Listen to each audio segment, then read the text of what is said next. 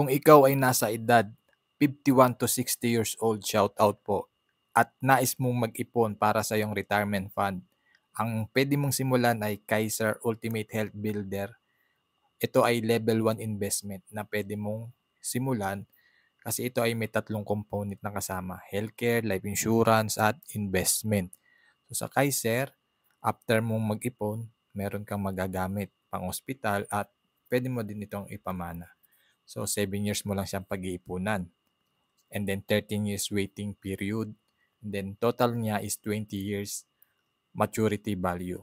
Ang Kaiser po ay long-term healthcare. So kapag ikaw ay nagretiro na, wala ka ng short-term healthcare. Kaya dyan papasok yung long-term healthcare.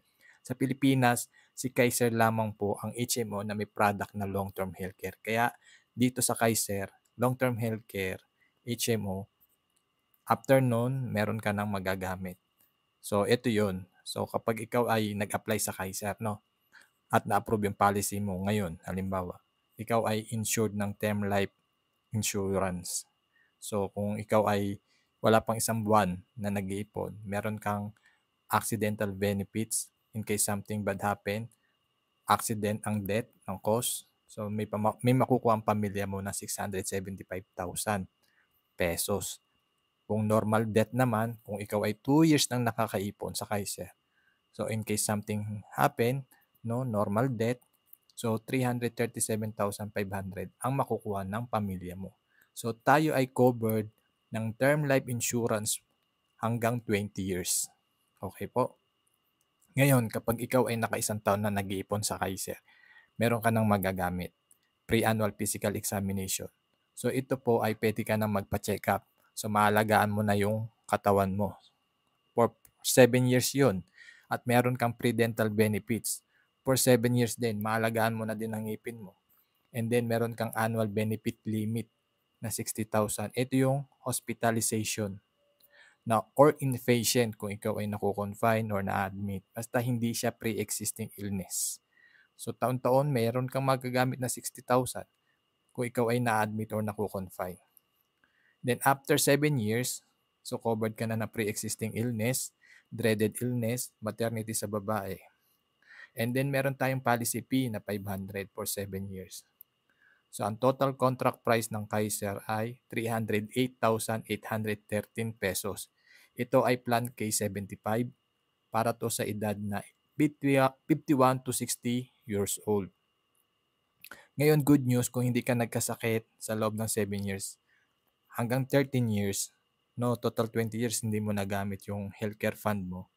Sa loob ng 7 years, hindi mo nagamit yung annual benefit limit mo na 60,000.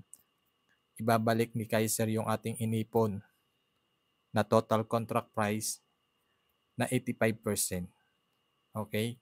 So ulitin ko, kapag hindi mo nagamit yung annual benefit limit mo na 60,000 sa loob ng 7 years, yung ating inipon sa Kaiser sa loob ng 7 years, ibabalik yun ng 85% upon maturity.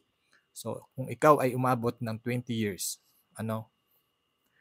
so ito yung maturity value na meron ka na makukuha, 874,626 pesos. So ano ang mga mode of payment ng Kaiser? May monthly, quarterly, semi-annual, annual is spot cash. So yung monthly, wala po siyang discount. Ang monthly niya is 4,412 pesos. Kung tutusin, 147 per day lamang siya. Kung nais mo naman ng spot cash at meron ka namang ipon at may budget ka naman, naka-ready na yung pera mo, pwedeng spot cash. So ang spot cash niya is 276,900 pesos plus 3,500 na policy fee for 7 years na po yun. Okay, ang Kaiser po ay pwede mong magamit pang hospital at pwede mong ipamana sa iyong pamilya. 7 years pag-ipunan, after nun fully paid ka na. So paano kung hindi ka naman umabot ng 20 years, suddenly ikaw ay namatay, accident. So yun nga, may makukuha ang pamilya mo na 675,000. Kung normal death, 337,000.